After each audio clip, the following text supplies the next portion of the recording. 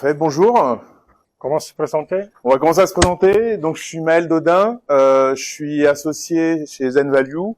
On est un cabinet qui est spécialisé dans la performance des organisations. Et donc, je suis accompagné. Gianfranco Franciot, je suis l'associé fondateur de ZenValue. Et on est un cabinet de consultants en amélioration de la performance d'entreprise. Et aujourd'hui, on va vous montrer comment on peut faciliter les diagnostics de performance des organisations grâce à l'IA. On a joué un peu, on s'est amusé, on vous partage notre retour d'expérience. Alors déjà, on remercie comme d'habitude tous les sponsors d'Agile en scène qui sont là et sans qui on n'aurait pas cet événement. Donc voilà, nous sommes d'ailleurs sponsors comme toutes les personnes que vous voyez là. Alors, quand on commence, pourquoi on est là? Alors, première raison pour laquelle on est là, parce que je n'avais pas le choix, il m'a obligé. Mais effectivement, ça fait longtemps qu'on disait qu'on voulait partager un peu nos expériences. Et cette année, avec l'émergence d'une nouvelle vague d'intelligence artificielle, il y a des choses qui m'ont donné encore plus envie. J'ai un passé, voilà, je suis un consultant à la performance, l'amélioration de la performance d'entreprise, c'est mon cœur de métier depuis longtemps, donc c'est quelque chose qui m'intéresse beaucoup. Et avec l'IA, j'avais des comptes ouverts, jeune étudiant, j'avais terminé mes études avec 2 ans de recherche, comment combiner recherche opérationnelle et IA. Et j'étais resté très déçu à l'époque. Et donc, quand j'ai vu cette émergence, je dis peut-être qu'enfin j'aurai des réponses à mes questions de l'époque. Je vous laisse la surprise pour la fin. Et donc voilà, l'idée c'est, on a joué un peu, je laisse illustrer Maël à quoi on a joué. Alors déjà, ce qui est important, c'est que la performance, c'est quand même notre métier, donc on a énormément, on va dire, d'historique sur plusieurs années, de diagnostics qu'on a pu faire de performance dans l'organisation, d'accompagnement qu'on a pu faire. On avait beaucoup de matière et en fait, on s'est dit que ce serait intéressant de pouvoir travailler un peu avec l'IA pour nous challenger, pour voir un petit peu s'il y a des choses qui pourraient nous aider, nous faciliter. Ce qui est important, c'est qu'on n'est pas des experts en IA, on est des experts en performance. On n'est pas expert LinkedIn comme on voit beaucoup sur l'IA, c'est pas notre truc. Mais par contre, on a toujours ce côté un peu geek qu'on a toujours eu, et donc on s'est dit, tiens, ce serait intéressant de le tester. Ce qu'on va vous montrer, vous verrez, c'est pas un aboutissement, c'est plutôt là où on en est actuellement par rapport à tout ce qu'on a pu faire, les choses intéressantes qu'on a pu développer, mettre en place par rapport à ça, et surtout les next steps par rapport à où on veut être demain par rapport à l'IA et par rapport à toute cette expertise sur la performance. On a utilisé pas mal d'outils, alors essentiellement beaucoup de ChatGPT et Perplexity, c'est les 2 outils qu'on a utilisés le plus par rapport à tout ce qu'on a fait, mais il y a plein d'outils qu'on a utilisés à chaque fois. On a utilisé notamment tous les autres modèles parce qu'on a voulu un peu challenger ce qu'on avait fait avec d'autres modèles pour voir si ça avait de la pertinence. On a utilisé aussi pas mal d'outils qui nous permettaient aussi, je pense, des trucs un peu récents comme Lovable qui nous permettent de créer des interfaces, des sites web et tout, notamment pour structurer nos diagnostics, des choses comme ça qu'on est en train de tester aujourd'hui. Mais en tout cas, pour dire qu'on essaye vraiment d'avoir une vision un peu complète je dirais, du parcours IA et de tout ce qu'on pourrait trouver par rapport à ça. L'autre point aussi qui est assez important, je le dis maintenant, je ne le redirai plus après, mais vous devez le prendre en compte. Tout ce qu'on a fait, on a vraiment anonymisé toutes les données et on a aussi décontextualisé les données. D'accord ? L'objectif, c'est encore une fois, pas travailler avec des données clients. Donc du coup, l'objectif, c'était vraiment d'entraîner le moteur pour que nous, ça nous serve. Mais on voulait vraiment que ce travail d'anonymisation, c'est un truc qui nous a pris beaucoup de temps, mais qui était pour nous important pour être sûr que derrière, on avait quelque chose qui était sur lequel on pouvait vraiment travailler en profondeur. Alors, je pense que vous avez tous envie de voir les résultats. Avant d'aller aux résultats, on vous explique un peu les règles du jeu, comment on a travaillé, les cadres avec lesquels on a travaillé. Alors, première chose, on se dit consultant en amélioration de la performance. Ça veut dire quoi? Alors, le modèle qu'on utilise, c'est assez basique, mais ça marche à l'échelle, à tous les niveaux. La performance, nous l'évaluons par rapport à un système. Un système, ça peut être une petite équipe, ça peut être un département, ça peut être une organisation dans sa globalité. Et pour mesurer la performance, donc, on dit qu'il y a un système, c'est une boîte noire. On prend des centrons, on utilise des ressources humaines, financières, etc. On met en place des process pour transformer les inputs, créer un output qui crée de la valeur pour des clients. Et nous définissons la performance comme la mesure de la valeur générée pour les clients. Il n'y a pas de débat, il peut y avoir des définitions différentes. Prenez cette définition, c'est le cadre qu'on a utilisé. D'accord? Donc nous, on dit, on veut mesurer ce qui sort de la boîte noire, c'est la valeur qui est créée par les clients. Et la performance, on la structure en 3 dimensions. La première dimension, c'est l'excellence opérationnelle. La boîte noire, il a une raison d'être, il doit délivrer de la valeur. Donc, faire de l'excellence opérationnelle, ça veut dire avoir un objectif de valeur, pouvoir le mesurer. On est efficace, on est capable de dire à la fin si on a créé ou pas la valeur. Et on essaie de la créer au moindre coût. Un élément structurant de l'excellence opérationnelle, c'est la maîtrise des variations des process. Pourquoi ça? Parce que, alors, déjà, on sait qu'aujourd'hui, dans le monde dans lequel on vit, des états stables n'existent vraiment pas. Les choses évoluent tout le temps. Donc, on est dans un système dans lequel on doit faire de l'amélioration continue, on doit s'adapter tout le temps aux changements qui arrivent de tous les côtés. Et si on n'a pas un processus stable pour standardiser, la boucle d'amélioration ne peut pas jamais commencer. Si pour faire la même chose chaque jour, je le fais de façon différente, la solution que je trouvais pour ce qui n'a pas marché aujourd'hui ne marchera pas demain. Premier élément. Deuxième élément, je vous partage mon expérience. La non-maîtrise de la variation, c'est la première cause d'insatisfaction client. Si vous voulez, c'est un sujet que tout seul mériterait un débat, mais je vous assure, dans n'importe quel service vous recevez de vos fournisseurs, téléphonie, etc., vous avez un engagement de service. Si votre client vous donne un service supérieur à un moment donné, la fois d'après, il respecte son service, vous serez insatisfait parce qu'on s'adapte vite aux belles nouvelles, mais moins vite. Donc, la maîtrise de la performance, c'est un prérequis de l'excellence opérationnelle. Cherchez pas à être efficace et efficient jusqu'à quand vous ne maîtrisez pas vos processus. C'est du gaspillage. Deuxième élément, c'est la pérennité. Comme on disait, on vit dans un monde à changement continu. Donc, derrière l'excellence opérationnelle, ça veut dire qu'on fait bouger les organisations, les méthodes de travail. Mais comme on disait tout à l'heure, c'est compliqué d'avoir des états stables qui durent pendant 2-3 ans. Donc, la conduite du changement doit s'adapter à ces mouvements continus. Donc, il faut être capable de mettre en place un changement. Donc, il y a toujours cette dichotomie à jouer entre standardisation et évolution. Standardisation et évolution. Et cela demande une change qui n'est plus le change d'il y a 2, 5, 10 ans. Aujourd'hui, les plans de change qui prennent 9 mois, dans 9 mois, le monde a changé. Donc, vous allez déployer quelque chose qui ne sert plus à rien. Donc, c'est ce qu'on appelle la dimension pérenne de la performance. On doit être capable de créer une performance pérenne qui s'adapte au changement. Troisième dimension, c'est la responsabilité. Bon, je ne crois pas que, vu le contexte dans lequel on vit, j'espère pas, chacun est libre de ses idées, mais de faire une performance, il faut commencer à intégrer la dimension responsable et de s'assurer que la performance, ça se fasse. Justement, on a utilisé client pluriel dans la création de valeur parce que c'est vraiment tous les parties prenantes du système. Voilà. Donc, intégrer cette dimension responsable à la performance. Donc, on veut mesurer de la valeur. Alors, nous, on a un credo chez Evalue. Si ça ne se mesure pas, ce n'est pas de la performance. La performance, ça ne se base pas sur des opinions. On respecte les opinions de tout le monde, mais on ne fait pas consultant en performance si on veut. Donc, on a une valeur. La première chose à faire, c'est on a un client, on écoute les clients, sa voice-off des clients, et on doit être capable de dire quel est le thermomètre pour mesurer cette valeur.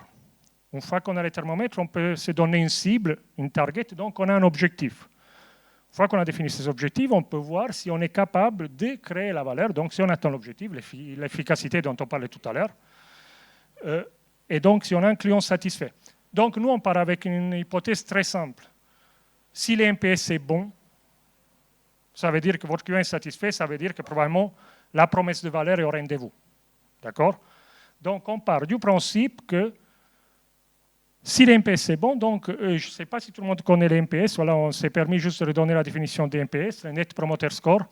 c'est un indicateur qui permet de mesurer la probabilité qu'un client recommande la personne qui preste le service.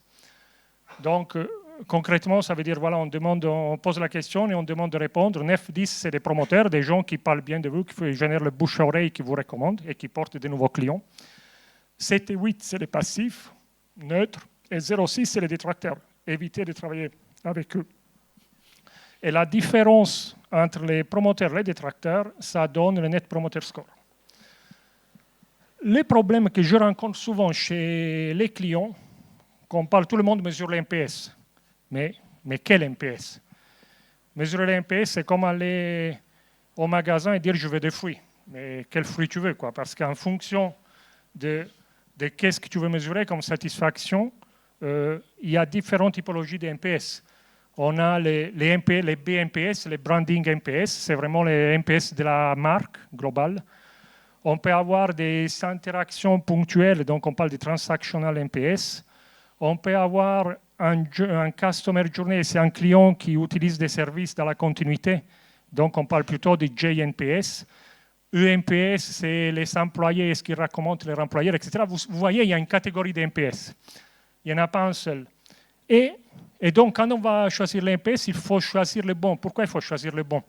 Parce que vous allez le voir, les NPS tout seul, vous devez savoir qu'est-ce qui impacte l'NPS. Justement, on va parler beaucoup de cartographie des impacts sur l'NPS. Il faut savoir quels sont les éléments critiques qui font bouger les NPS. Mais cette cartographie d'impact est très différente selon la typologie des NPS. Et donc, vous avez besoin, de savoir quel est l'NPS, vous avez besoin de connaître quelle est la cartographie des impacts sur ces NPS, et probablement, vous avez aussi besoin de mettre des thermomètres un peu sur tous ces impacts critiques, parce que sinon, c'est un peu comme conduire en voiture en regardant dans le rétroviseur. Vous avez un NPS négatif, je commence à chercher les causes, le temps que j'implémente les solutions sont passés 6-9 mois, encore une fois, le monde a bougé, les processus ont bougé, et la solution que je mets en place, ça ne sert à rien. Alors, juste pour la suite de la présentation, nous, on s'est focalisé sur le INPS, Internal NPS. Vu la typologie d'auditoire qu'on a ici, on pense que c'est celle qui parle le plus souvent. Souvent, quand on fait la transformation agile, etc., on essaie de rapprocher IT et métier. Donc, c'est plutôt en interne à l'NPS, la transformation agile, normalement, au-delà de créer de la valeur pour les clients finaux. Mais on a un premier client interne, donc tous nos cartographies d'impact qu'on va voir dans la suite, on les base sur l'interne à l'NPS. Et donc, voilà, notre exercice. Alors, quand on veut aller créer cette cartographie d'impact du NPS, jusqu'à il n'y a pas longtemps, encore aujourd'hui, et on le fait comme ça, c'est l'approche humaine. On essaye, à dire d'experts, de construire une cartographie, une hiérarchie, de dire, ça c'est l'objectif final. Qu'est-ce que c'est critique? C'est critique le temps de mise à disposition du service, l'expérience utilisateur, la qualité, les produits finaux, les correspondent à ce qu'on s'attendait, etc. Donc, la méthode humaine, à dire d'experts, on essaye, et c'est tout ce qu'on a fait, nous, chez ZenValue, les personnes de ZenValue, mes clients, peut-être souvent m'ont entendu parler du TUYO, que c'est la façon de formaliser l'INPS qu'on utilise chez ZenValue. Aujourd'hui, l'intelligence artificielle, ça nous permet de faire des choses très intéressantes avec une approche inductive et data-driven, d'aller exploiter à la fois de l'information quantitative et qualitative pour essayer de déduire en mode bottom-up cette cartographie d'impact NPS. Et justement, c'est ce qu'on a essayé de faire. On a essayé de tirer des cartographies. Nous, on est parti de nos cartographies et on a regardé si en repassant tous nos diagnostics, etc., dans les moteurs intelligence artificielle, voir si nos hypothèses étaient confirmées, infirmées et mises en discussion, etc. Donc, ce qu'on va illustrer dans la suite, c'est exactement comment on a construit ces cartographies d'impact. Alors, déjà, il faut se demander qu'est-ce qu'un diagnostic de performance, parce que déjà, ce n'est pas forcément très clair. Diagnostic de performance, c'est plusieurs étapes. Le premier point, c'est toujours de cadrer. On a parlé tout à l'heure du thermomètre. C'est validé du coup avec le client, les sponsors.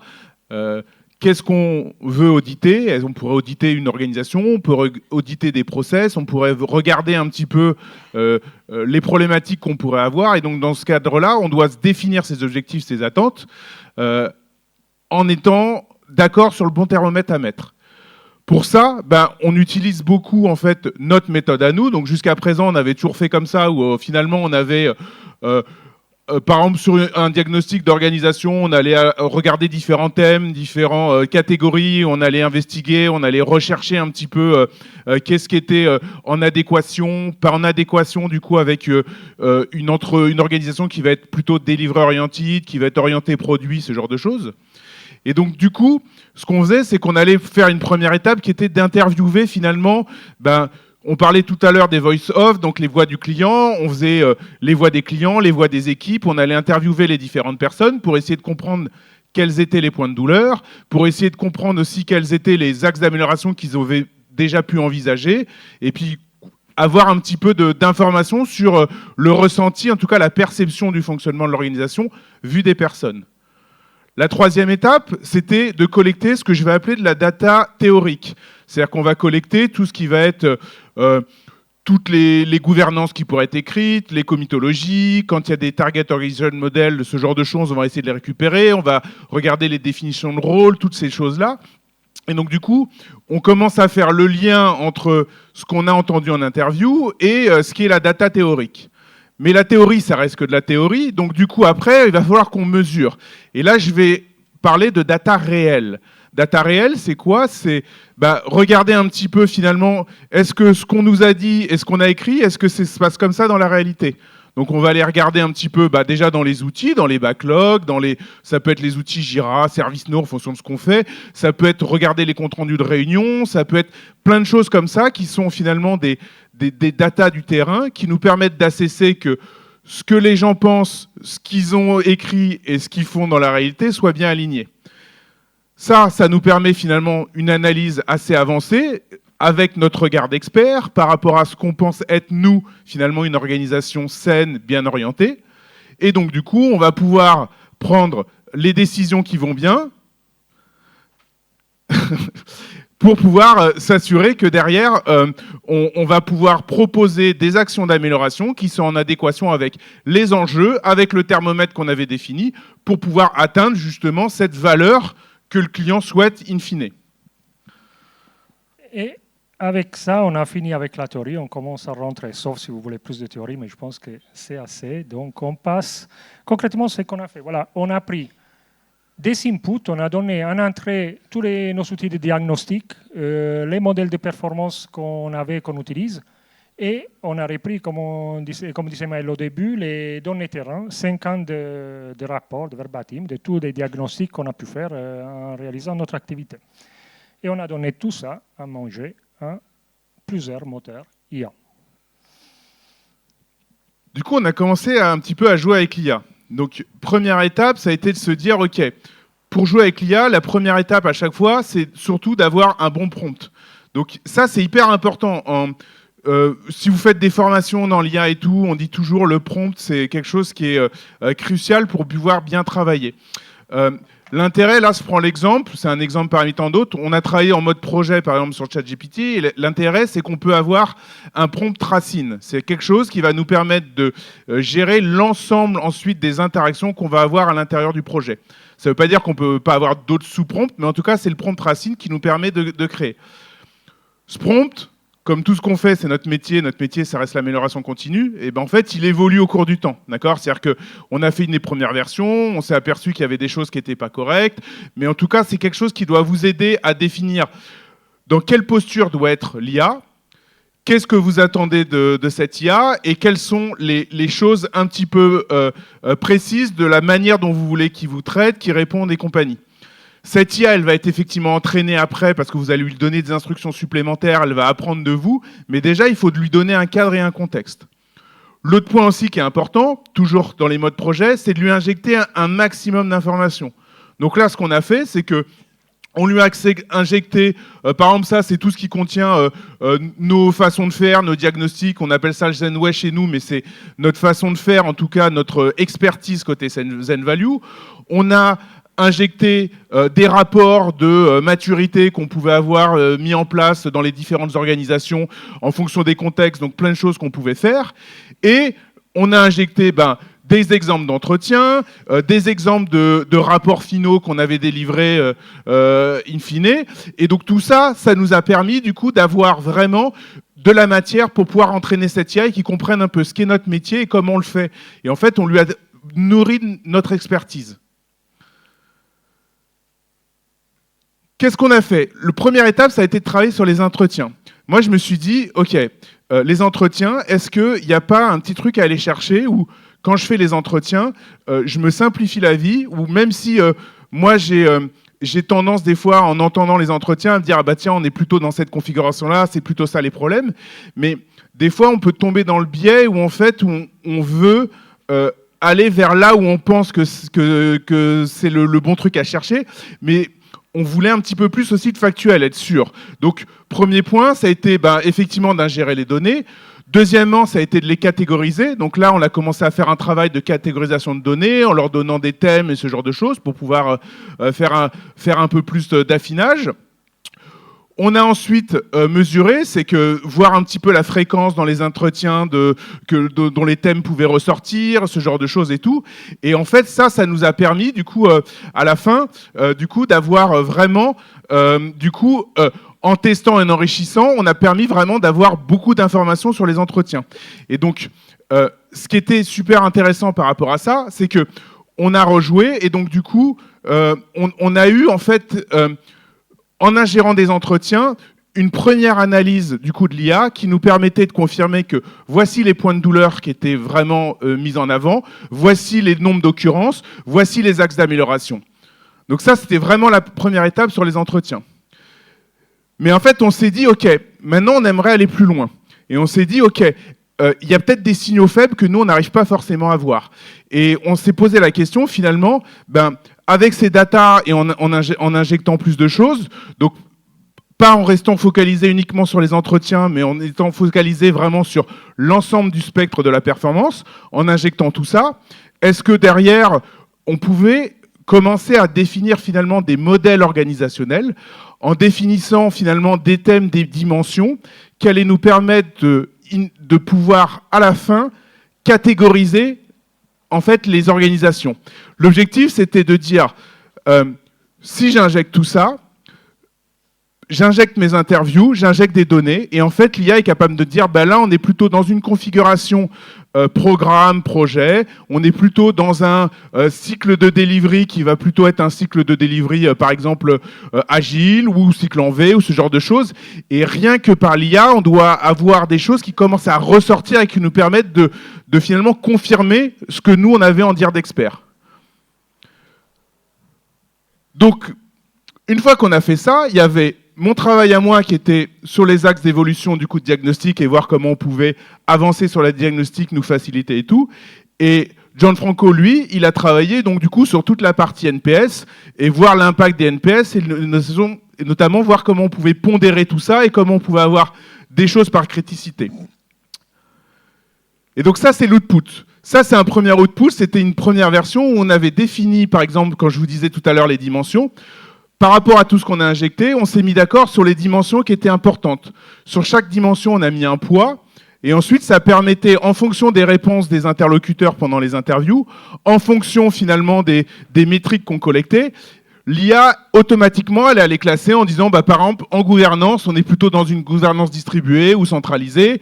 Sur les rôles et responsabilités, on est plutôt sur une organisation avec des rôles chevauchants, et ainsi de suite. Et en fait, il allait catégoriser sur chaque dimension, avec tous les éléments qu'on lui a ingérés, comment l'organisation se situait. Et derrière, ça permettait de voir où on se situait d'un point de vue organisationnel, d'un point de vue structure. Est-ce qu'aujourd'hui, on était plutôt sur une organisation type produit, type plateforme, type service, et aussi de catégoriser le modèle de delivery qui a été mis en place par rapport à cette organisation. Juste pour moi, que j'ai regardé ce travail, quand je suis parti, ça, c'était typiquement, pour moi, c'était la sérendipité, c'est-à-dire, ce n'était pas le résultat que je m'attendais à trouver. que l'IA, à force de lui injecter des modèles, il va nous rechallenger, nous proposer des modèles. Nous, on était plutôt de dire est-ce que ça va confirmer, affirmer nos conclusions, etc. Et ça a été super intéressant de voir comment même notre réflexion a évolué sur nos modèles. C'était vraiment pas quelque chose qu'on cherchait au début, mais qu'on a compris que si on ne passait pas du temps sur ça, on aurait raté quelque chose. Et du coup, ça donne quoi comme input? Par exemple, là, j'ai fait un test, j'ai injecté là uniquement des interviews, d'accord? Vraiment, il y avait beaucoup d'interviews, c'est dans un cadre, on avait interviewé quand même beaucoup de personnes. Et en fait, en lui injectant, il est capable de me dire, voilà, type d'organisation, là on est plutôt dans un type programme matriciel par stream, et ainsi de suite. Et en fait, il va m'étudier et automatiquement, finalement, rien qu'avec des interviews, où est-ce que se situe à peu près l'organisation. Et encore une fois, on n'apprend pas tellement dans le sens où c'était déjà notre intuition à dire d'expert, mais ça permet aussi de confirmer, de dire que finalement on était dans la bonne direction, que c'était bien aussi ce qu'on constatait, mais du coup ça donne un peu du factuel, ou pas. Ça dépend. Mais surtout ça donne aussi un peu, pour les clients ce qui est important, c'est que des fois on a toujours dit non mais ça c'est l'expert, il dit ça, mais en fait voilà. Là en fait on a aussi un modèle qui, avec tout ce qu'on ingère, avec de la data, qui va aussi confirmer ce qu'on dit. Donc ça donne plus de poids finalement à notre dire d'expert. C'est ça qui est intéressant. Et pareil, sur le modèle de delivery, voilà ce qu'il il me donne le modèle de delivery, il me donne un petit peu les... C'est un vrai client, mais qu'on a anonymisé, mais voilà, on voit des choses comme ça qui sont magnifiques. Et donc voilà, on est en Water Scrumfall, donc c'est à peu près ça.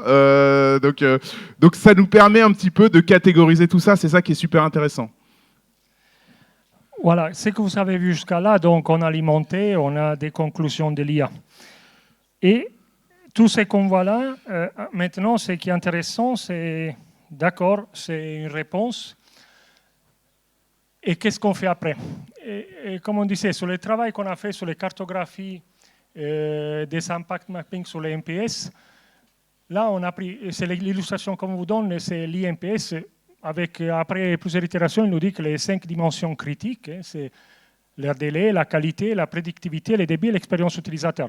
Et donc, par rapport aux 11 catégories de diagnostics qui ont été identifiées, on arrive à trouver les caractéristiques critiques. C'est-à-dire, si vous cherchez une amélioration sur les délais, donc sur le time to market, sur le lead time, etc., les 4 facteurs clés à ne pas rater sont les suivants.